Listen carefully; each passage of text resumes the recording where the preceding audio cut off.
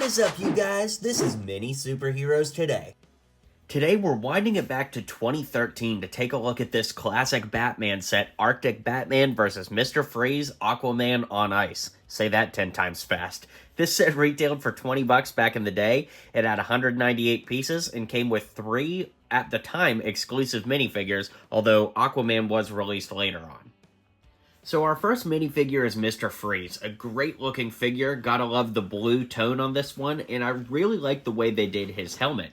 If we lift it up, you can see he's got a white head underneath with all kinds of wires running across his torso, and the head, interestingly, only had one side to it. It's kind of rare for DC figures these days. Then again, there really aren't any DC figures these days. R.I.P.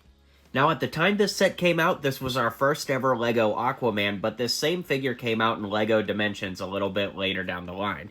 You can see that his head can be flipped around, so he's got an angry head on one side and a little bit more of a calm face on the other. I always loved the orange torso on this with the scales on it. It looked great, and the trident brought it all together. And finally, we have Arctic Batman, one of my favorite Batman minifigs ever, just because I love the gray and white color scheme. The head, of course, was the same Batman head that's been used for, well, basically all 10 plus years of the LEGO DC theme, and it's just a great looking figure all around. It's exclusive to this set, too, which was a pretty nice perk for such a cheap set.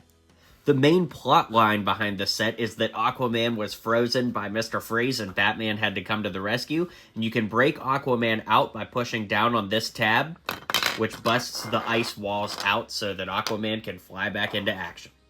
And finally, we have Batman's jet ski vehicle. I don't really know what you would call it, but it's got these cool kind of claw pieces here, which they used on the Wolverine claws for the mech earlier this year. But regardless, I always thought that this was one of the better Batman vehicles, especially in a $20 set. It always confused me, though, why it wasn't white to match his Arctic suit, but then again, if it was white, it really wouldn't fit in with the other Bat vehicles very well. As far as play features go, you could remove these on the back. I guess that they could be bombs. Then, of course, you've got a big flame coming out of the back, and you could push this, and it would shoot that disc. So if we push it, there we go, the disc shoots out, and to reload it, you just kind of put it in at a top angle. We do have some stickers here, like the bat stickers, the arrow stickers back here, the little targeting system, and if we lift that up, you can remove Batman and see that there are some stickers on the inner console there. So, it's not the greatest Bat vehicle ever, but it's always been one that had a special place in my heart, and again, for 20 bucks back in the day, this is a pretty good one.